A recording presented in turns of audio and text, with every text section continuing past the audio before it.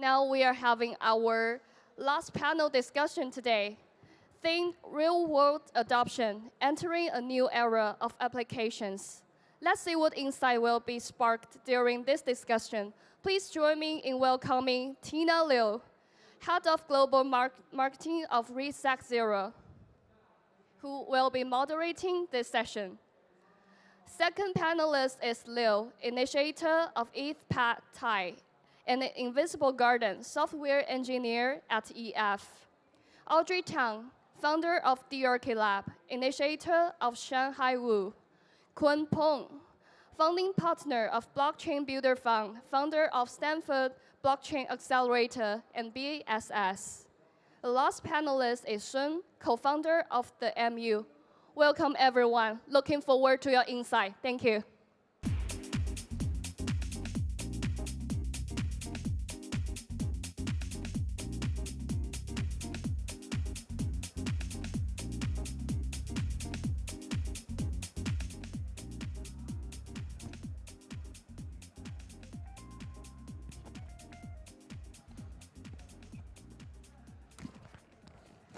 Okay, Teresa. Good afternoon, everyone. Welcome to our panel session on exploring the new trend of applications, entering the new era of applications.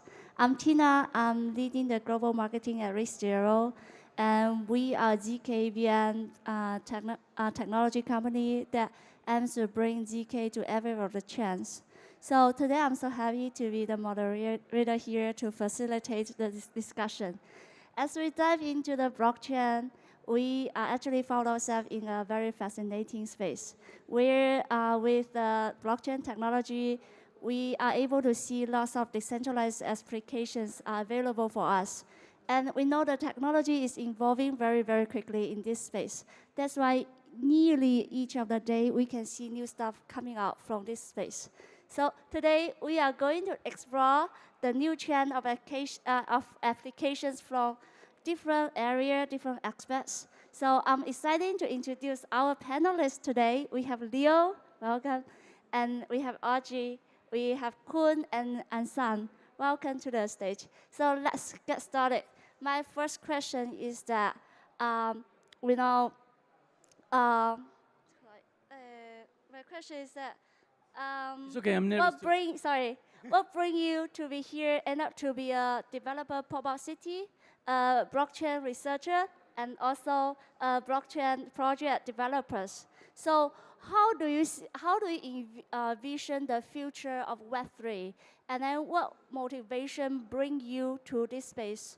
So could you please share us some your story and how you end up to be here? Many questions. I'm afraid this is going to be very long.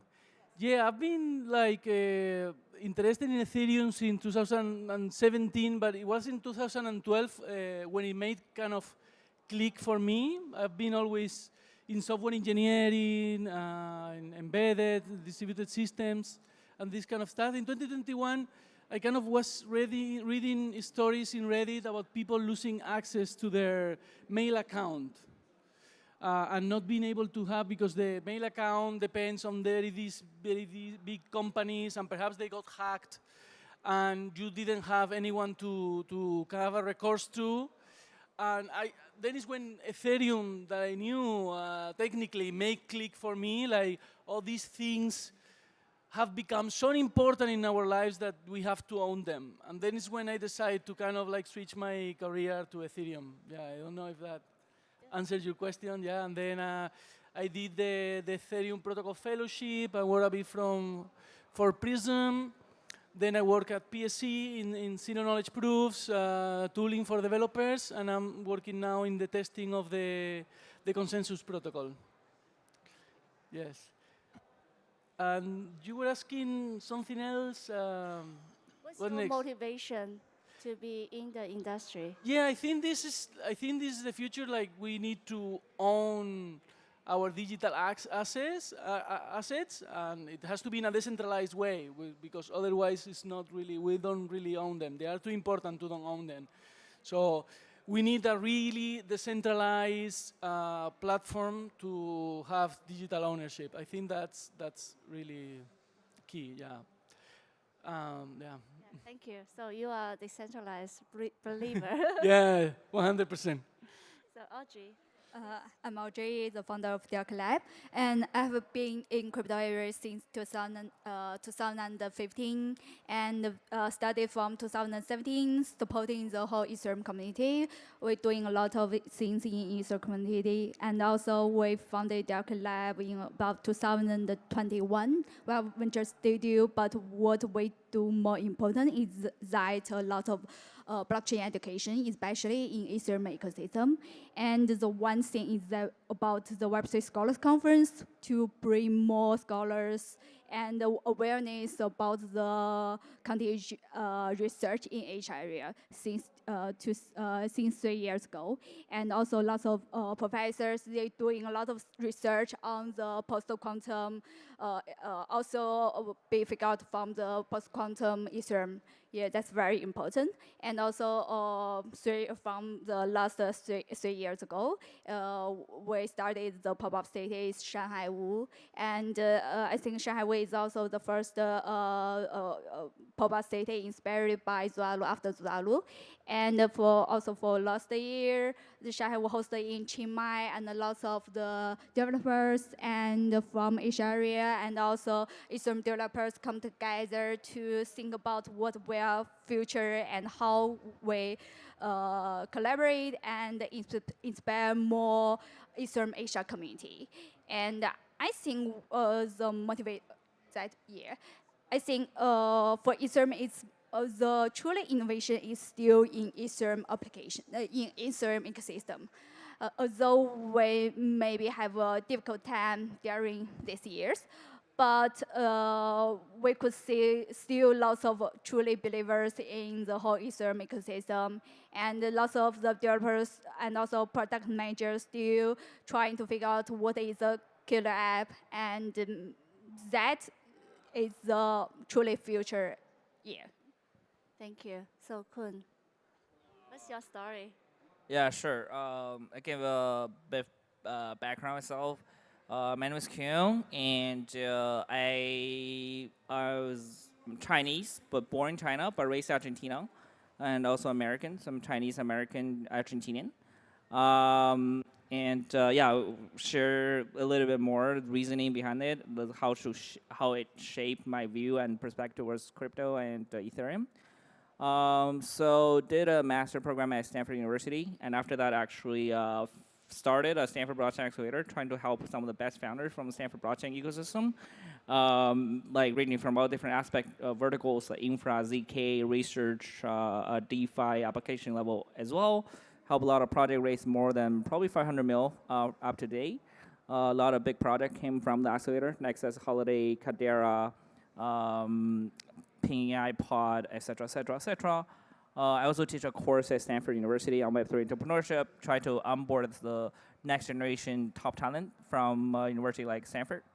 So funded a conference called a BAS, trying to also have a place where a lot of top thought leaders can share their view and latest trends in the industry. And also helped to found or start the ESSF about 3 weeks ago, or 4 weeks ago. The idea is like to, AI seems to be a big angle for crypto. Then obviously the best place for AI is Bay Area. So just want to see there's some potential collaboration between AI and crypto. And yeah, also founded a fund called a Blockchain Builders Fund. So work on a lot of different stuff. The reasoning, right? So my background actually computer science and econ. So actually I get the technical part actually quite convincing to me. And especially what the tech was enabling was permissionless finance, which means like it's purely meritocratic. It doesn't matter where you are. You don't need to be from Silicon Valley, Stanford educated to have a big innovation. You can actually live in a remote village in Africa, uneducated, and you can actually unlock a huge innovation being a high schooler or high schooler age, like 17, 18 years old. So in the traditional finance world, there's a lot of gatekeepers, a lot of APIs, a lot of access control. So we actually not do a lot of innovations. Only people who are able to raise multiple rounds of VC money and a special access, they're able to do that. But that kill a lot of the innovation. That's the view from more like Silicon Valley or tech perspective. And then wearing my Argentinian hat is like, there's actually a very unstable financial ecosystem.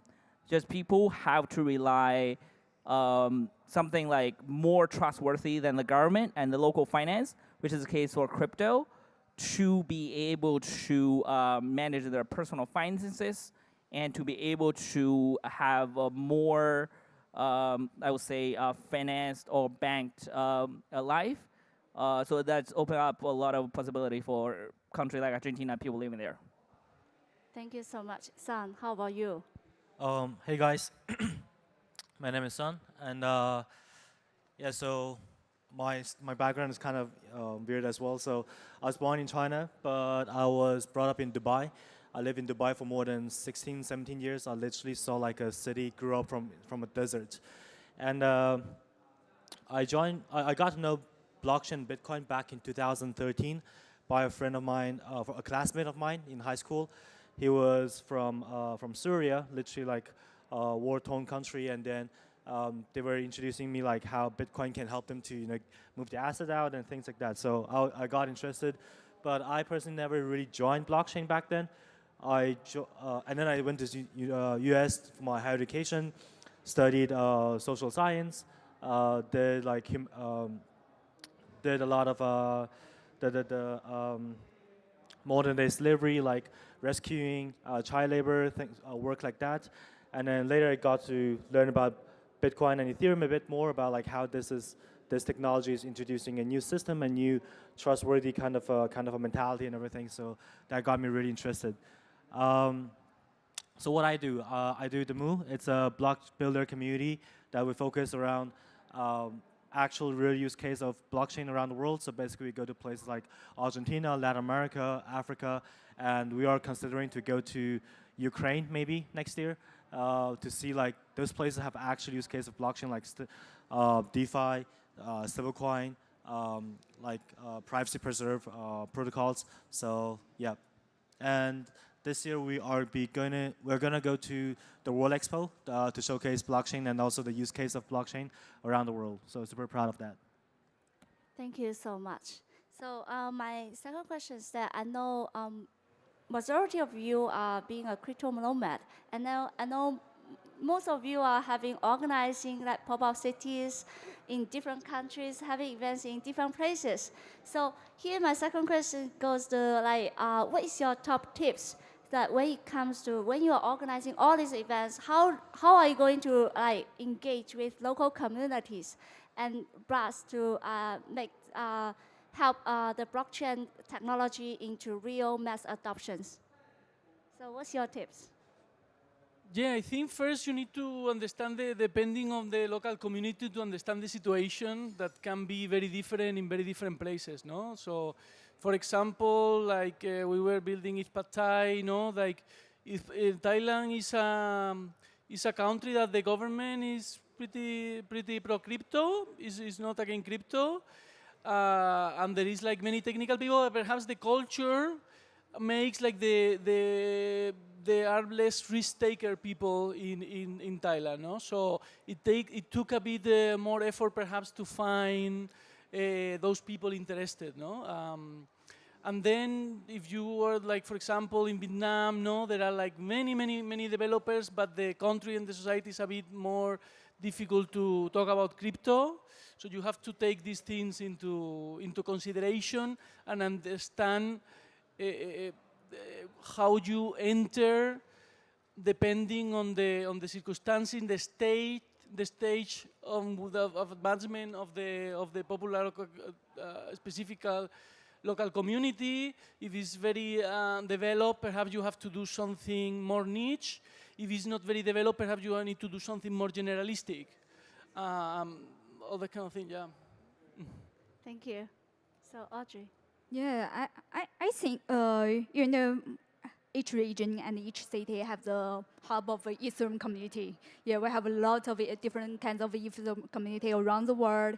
And I think today's whole agenda have a lot of Asia communities, and we could contact with each other very easily. And it's for each hub, they continue to do the education, a lot of work to the local developers, which is very important because I think the developer community is very hard and it needs a lot of continued work for each local city.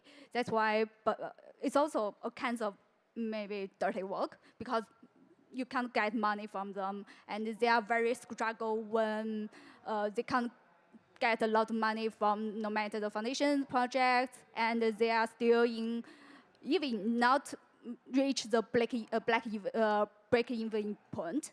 That's why I think it's very important to support each local community, and for every local community, we collaborate with each other to string the whole Ethereum ecosystem. And for Asia developers, I think I know a lot about the Chinese-speaking community, and I think nowadays there is also a very big opportunity because lots of the startups, no matter it's AI startups in mainland China, they're also seeking for funding globally, and they're also seeking for good opportunities around the world. And when we bring them to the global market, and it's very easy to go to market with the global because lots of them have the good education background and the well training from the big Web2 companies, and we need to help them a lot to get understanding of the crypto, the Ethereum, and to help them to get understand of the crypto value. And then it could establish some real both crypto native plus the real world mass adoption use case because they have been trained well for the application, commercial or operating, something like that. Yeah. Thank you. So, Kun, what's your take? I think like actually two sad people both are needed. One's like you said like crypto nomad, and others like more local grassroots community. You need to cross on a crypto nomad, but at the same time they tend to be same group of people, and they tend to think alike. So it's important for them to make sure like they bring different like diversity to local communities, because local community might just be too isolated or underdeveloped. So you can have a crypto nomad just going to different places and share like the latest trends and latest knowledge and what's going on in the broader community, Ethereum community, etc., which is good. But if you don't have a local community, then after the crypto nomad go to the next place, then you have nothing behind and left behind in the specific place. And also it matters a lot at local, obviously, economic development, education level, I would care about, et cetera, et cetera. What you do in Silicon Valley, America is quite different than what you do in Argentina, where you are more like focused on real problem solving in Argentina, and then Silicon Valley is more like futuristic, metaphysical sometimes, and infra-driven ZK, et cetera, more like deep tech and AI, et cetera. And New York is probably more finance. So depending on the local taste, you probably want to do different things. But also, like, I think the crypto nomad goal is just to make sure there's cross-pollination of different communities by migrating into different places, and potentially also connect dots among different communities.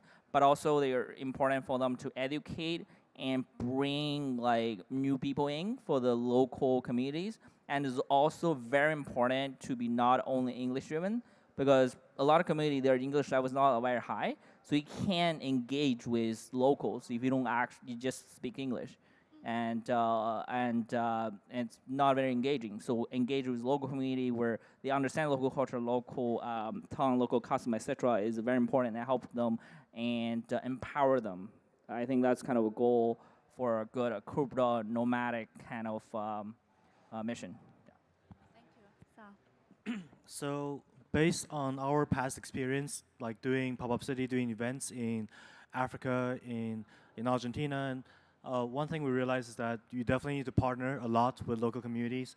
For example, like local open source community, universities, governments and Web2 companies and so much more. And I really agree that we have to be much more open to the so-called newbies or people that basically outside blockchain and explain things in a much easier and simpler term, like remove the technical jargon, crypto jargon kind of stuff. And yeah, I think I think be a part of them is really important. And I also like have fun with everything with them together. We had a great time in Argentina, and we had a great time in Africa. Like people are super welcoming to the outside people, but at the same time, I think, to be very honest and frank, a lot of the underdeveloped or developing regions, they have experienced multiple times in the past that foreigners come to their region, come to their land. They seem like they're trying to support, but in reality just exploiting or extracting values of the region.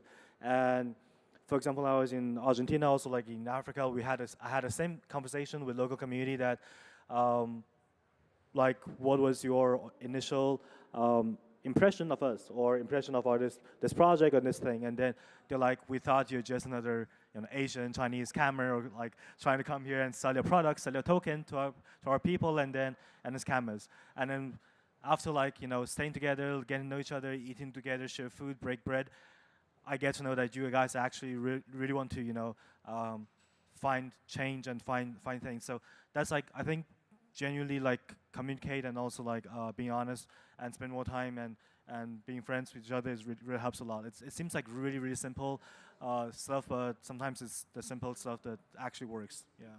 Thank you so much for all these useful tips. So I actually mentioned about Argentina. I have a specific question to Sun. So I know that you've been organized pop-up city in Argentina last year, Crecimiento, and then we also know that the DevCon is going to take place in Argentina as well.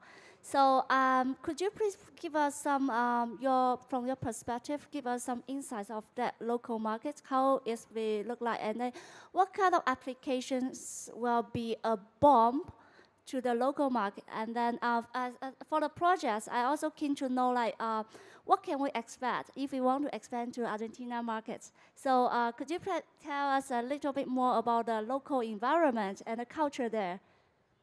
Oof.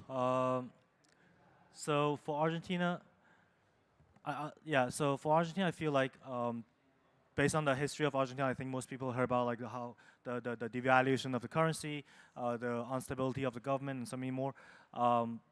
Definitely like DeFi and stablecoin is a huge use case over there. Payment is a huge use case.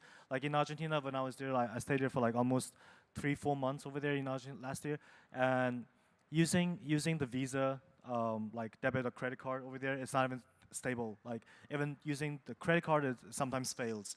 So that's why like a lot of local community, they are like exploring using crypto payments. Even the local like a lot of developers, they get their monthly wages by cryptocurrency. And it's funny, like people in Argentina, if you pay all their tax, like full tax, like every month you have to pay literally like 109% of your entire income, which is basically you earn $100, you pay like 109% more, which is kind of mind-blowing. That's why people are avoiding tax all the way. So financial infrastructure and payment is definitely a huge thing. And second is privacy and personal information. There were like huge data leak in the past, 3 years ago, and so privacy is another like huge application for them. I'll recommend if any project who wants to go to Argentina, who wants to expand to Latin America, work with local communities such as a project that we started together. Kun was a part of it too, called Crecimiento, and also there's the there's other like ETHLATAM, ETHKipu community, and also I know Leo, they will be going to Argentina very soon to do the Invisible Garden. So there are like so many great projects and teams to collaborate with. And yeah, so that's my take. Thank you so much, Son. So another question is to Quinn.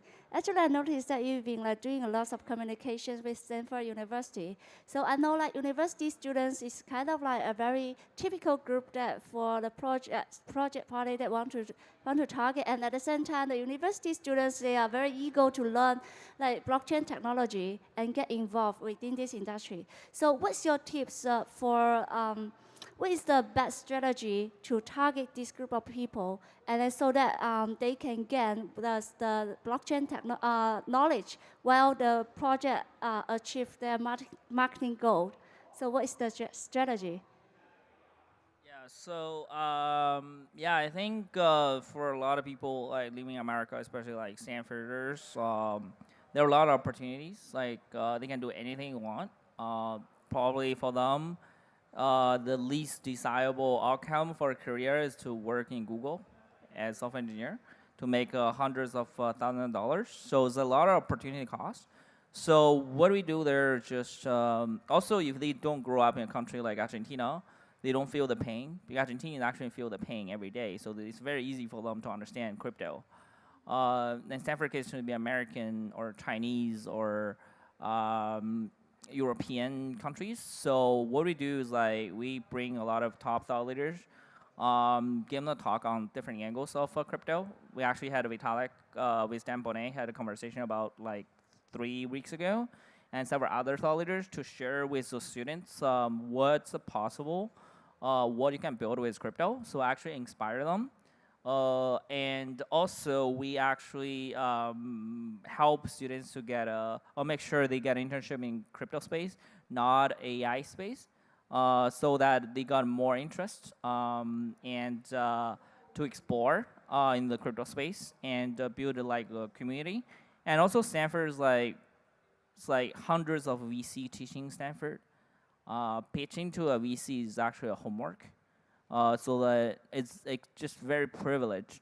So we try to make sure there's more crypto presence so that they feel more kind of engaged and then more mentorship. And whenever they do some startup, we try to connect them with the best resources in the space so that they get the best kind of mentorship, et cetera, et cetera. That way we can try to retain that kind of talents. But also, same time, we're trying to evangelize the broader like the education to other places, not only Stanford. So the thing is, all we do things are different depending on the demographic, and trying to bring all those speakers and other educations to outside community to make sure they are on board as well. Thank you so much, Quinn. So, and Audrey, I know that you've been organized a very impactful pop-up city, ShanhaiWoo. And then you also onboard a very big backers, Wanxiang, to support your events. So, and I know that nowadays many projects take sponsoring or organizing pop-up city as a kind of like marketing methods. So, what is your suggestions? Like, what can the project do the best to like cultivate new ideas or finding or onboard new projects, so that it contributes to the blockchain mass adoptions? Yeah, because of Dr. Xiao is also the initiator of ShanhaiWoo. Yeah, because of thanks Dr. Xiao to support us a lot during the last 3 years. Because you know the ShanhaiWoo's idea first comes out from I think May in 2023, and Dr. Xiao mentioned about there is a beta RISC result. That's why we started from that. Because you know at that time it's a very difficult time for the Chinese speaking community, and lots of companies went abroad. So there is a gap between the OGs and also the new Ethereum developers in mainland China. At that time, our simple goal is just to bring some serious talk in Ethereum community in mainland China. So, but the things, you know, from that time to nowadays, it has been 3 years, and lots of things change. Nowadays, we saw that the community in Asia area have growth a lot during last 3 years. But there are still a lot of new things we need to fix. no matter, I think nowadays also most of our pop-up cities figures out that there is one key question for, one key problem for the whole Ethereum and also for the whole crypto industry is that we need real mass adoption applications. Yeah, I think maybe before 2 years ago, we saw there is a time for mass adoption. We have lots of the, no matter identity, ENS, lots of different apps, lens, forecasters, poly market, something like that. But nowadays, we also need lots of new applications to onboard the real users, no matter whether it's in DeFi or non-DeFi project. Nowadays, we could see a lot of early, besides the DeFi, we still could see a lot of very early stage of the applications, just like no matter its session, it provides the privacy for the users to send a message, or just like the decentralized Google Docs, just like the Favors, which is also a brilliant apps.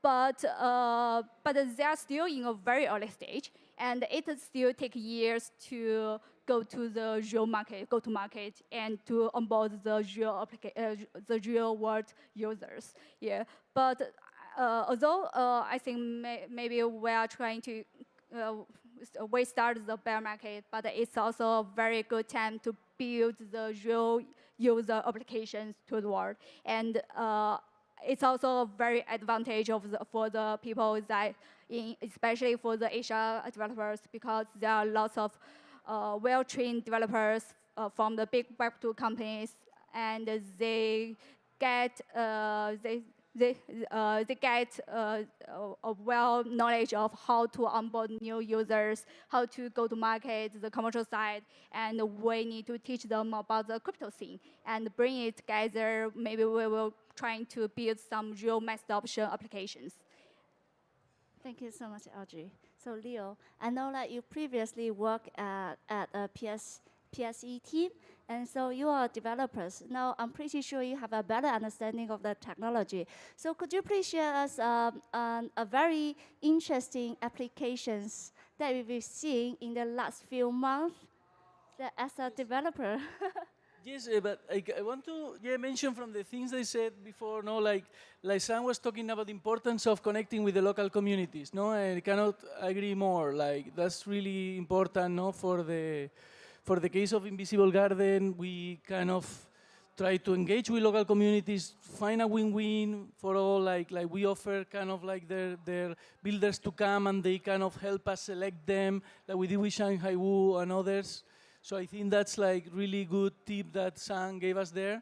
And also Kun was talking about the importance of the language, no? So in EthPadThai, we did something I think is relevant for that. Like we started in English, and as we got more engaged with the community, we switched to Thai. And now most of the EthPadThai events are in Thai, but we have to kind of reach the first kind of members. And about applications and such, something that I think is interesting is like how we kind of like, we are like an idea I wanted to bring here, like how we kind of build like a decentralized user interface for Ethereum, no? Like we are doing all this effort, like as you said before, no? I'm decentralized all the way.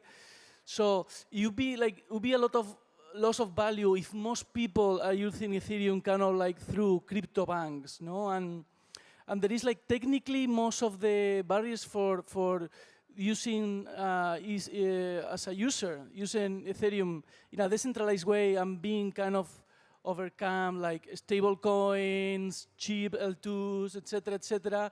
But for example, there are problems that are usually tackled by startups, no? Like the chicken and egg problem is like, why the merchant is going to have this available if the client is not going to have it available, no? Like for example, like Uber, like there were no Uber drivers because there were not Uber users before, and that's a very hard problem that usually is tackled by startups. Kun can give us some ideas about how this can be tackled, but how we can tackle it is instead of like just leaving it for kind of startups in local markets, how can we collectively in a decentralized way tackle this problem, for example, of the chicken and egg problem of the the merchant and the user both having self-custodial wallets.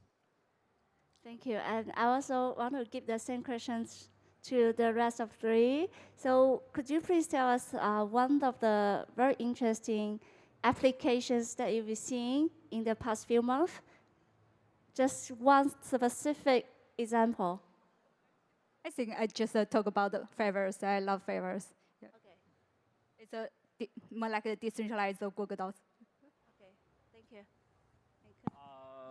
Actually, I just want to make a point instead of specific.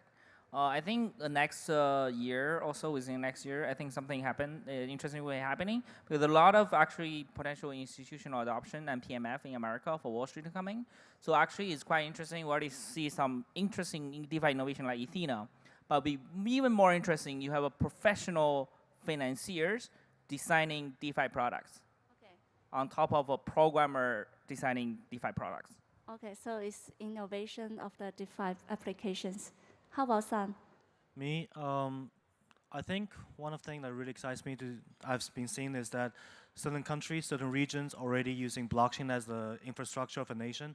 For example, like Argentina is using Cork ID for its ZK identity credential, and also like I remember Honduras is using blockchain to do like on-chain voting, and so many more. So, and stablecoin, obviously, like there are so many countries like Brazil, Japan, everyone is trying to explore this field.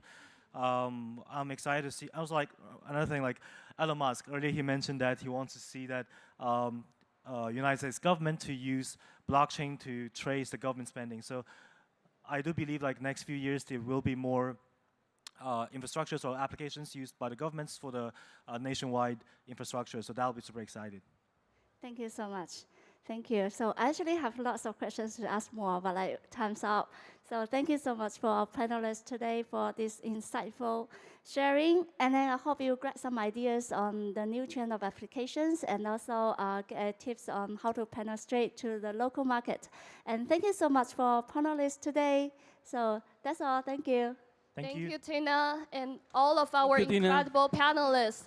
Please take one step forward and take a group photo to memorize this special moment. Thank you so much.